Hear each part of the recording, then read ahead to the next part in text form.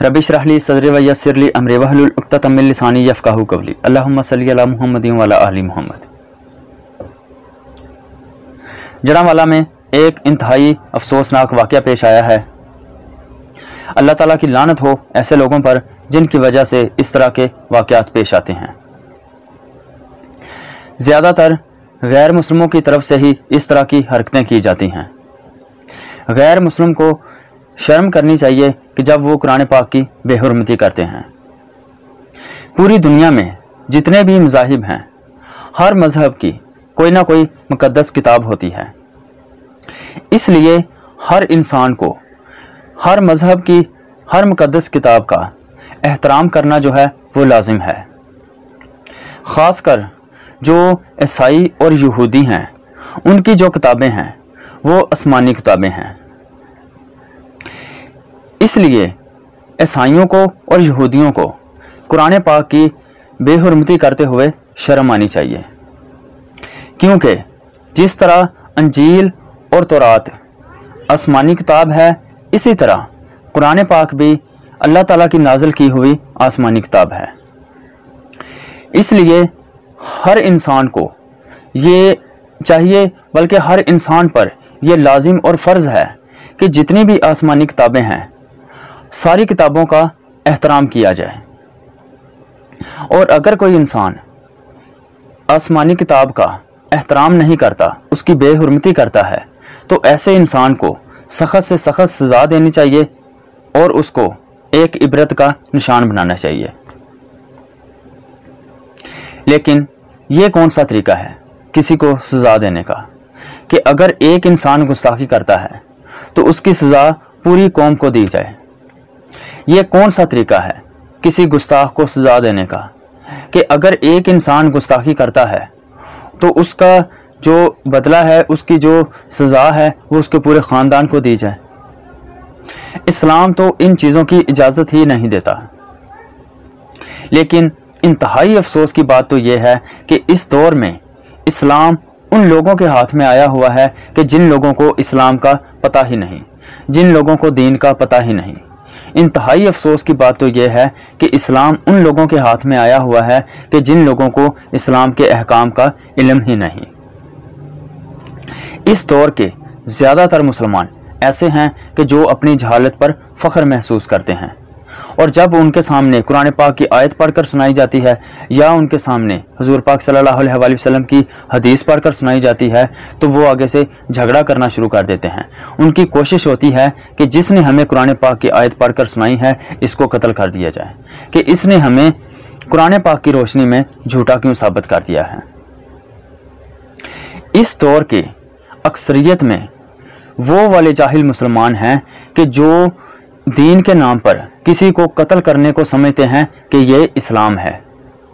इस दौर में अक्सरियत में वो मुसलमान हैं, वो जाहिल मुसलमान हैं कि जो ये समझते हैं कि अगर फसाद बर्पा किया जाए तो ये इस्लाम है। अफसोस की बात तो ये है कि ये वो वाले मुसलमान हैं कि जिनको इस्लाम जो है वो सिर्फ विरासत में मिला हुआ है, कि माँ बाप मुसलमान थे तो बड़े होकर इनको भी पता चल गया कि हम तो मुसलमान हैं। सारी ज़िंदगी ना कभी कुरान पाक को खोल कर देखा कि इसमें लिखा हुआ क्या है, और ना ही सारी ज़िंदगी पता चला कि इस्लाम है क्या। इसीलिए तो इस तरह के मुसलमानों को सारी ज़िंदगी ही पता नहीं चलता कि इस्लाम है क्या, इस्लाम के अहकाम क्या हैं। इस तरह के जो जाहिल मुसलमान हैं वो सारी ज़िंदगी जिन कामों पर फ़ख्र महसूस करते रहते हैं, उनको क्या पता हो कि जिस तरह के कामों पर वो फ़ख्र महसूस कर रहे हैं, इस तरह के काम करने वालों को तो कुरान पाक मुसलमान ही नहीं मानता। तो फिर ये लोग, इस तरह के जो जाहिल मुसलमान हैं, वो किस बात पर फ़ख्र महसूस कर रहे होते हैं? मुझे तो लगता है कि वो अपनी जहालत पर फ़ख्र महसूस कर रहे होते हैं, या फिर वो इस बात पर फ़ख्र महसूस कर रहे होते हैं कि वो बहुत बड़े जाहिल हैं। इसके बाद मैं उन लोगों से मुखातब होकर एक बात करना चाहता हूँ कि जो लोग जहाँ भी फसाद हो रहा होता है वहाँ जाकर लब्बैक या रसूलल्लाह के नारे लगाना शुरू कर देते हैं। तो इन लोगों से मेरा एक सवाल है कि क्या तुम लोगों को उस वक़्त शर्म नहीं आती जब तुम इस तरह के नारे लगा रहे होते हो और तुम लोगों ने चेहरे पर दाढ़ी भी नहीं रखी होती?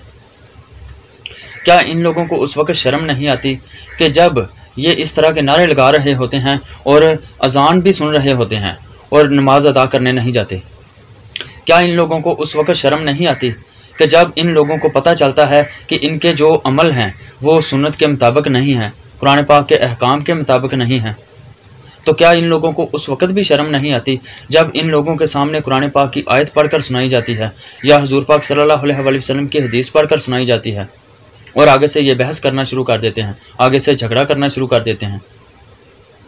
اور اگر ان فساد پھیلانے والے جاہل مسلمانوں کو اس وقت بھی شرم نہیں آتی جب ان لوگوں کو قرآن پاک کی آیت پڑھ کر سنائی جاتی ہے یا حضور پاک صلی اللہ علیہ وآلہ وسلم کی حدیث پڑھ کر سنائی جاتی ہے، اور آگے سے یہ جواب دیتے ہیں کہ ان باتوں پر ہم اس لیے عمل نہیں کرتے کہ یہ جو باتیں ہیں یہ ہمارے فرقے کے مطابق نہیں ہیں؟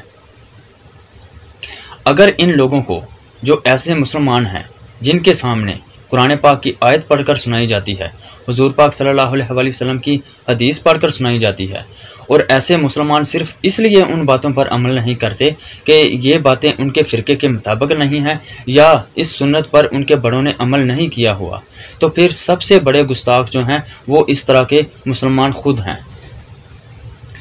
جن مسلمانوں کے سامنے حضور پاک صلی اللہ علیہ وآلہ وسلم کی سنت ادا کی جائے اور وہ اس لیے چھوڑ دیں کہ یہ ہمارے بڑوں نے سنت ادا نہیں کی، تو سب سے بڑے گستاخ اس طرح کے مسلمان ہیں۔ اگر کسی کے سامنے قرآن پاک کی آیت پڑھ کر سنائی جائے اور وہ اس لیے نہ مانے کہ یہ آیت جو ہے وہ ہمارے فرقے کے مطابق نہیں ہے، تو سب سے بڑے گستاخ اس طرح کے مسلمان ہیں۔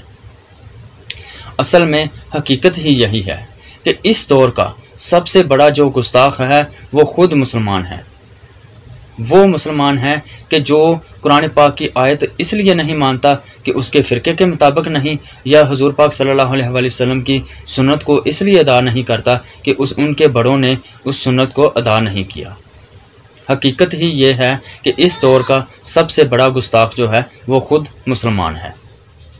اللہ تعالیٰ سے دعا ہے کہ اللہ تعالیٰ ہمیں اس طرح کے جو جاہل لوگ ہیں، جو جاہل مسلمان ہیں، ان کی پیروی کرنے سے بچائے، اور قرآن پاک کو خود پڑھ کر اس کا ترجمہ پڑھ کر اس پر عمل کرنے کی توفیق عطا فرمائے، حضور پاک صلی اللہ علیہ وآلہ وسلم کی سنتوں پر عمل کرنے کی توفیق عطا فرمائے، حق بات کو سن کر اس پر عمل کرنے کی اور حق بات کو بیان کرنے کی توفیق عطا فرمائے۔ آمین۔ جزاک اللہ خیر۔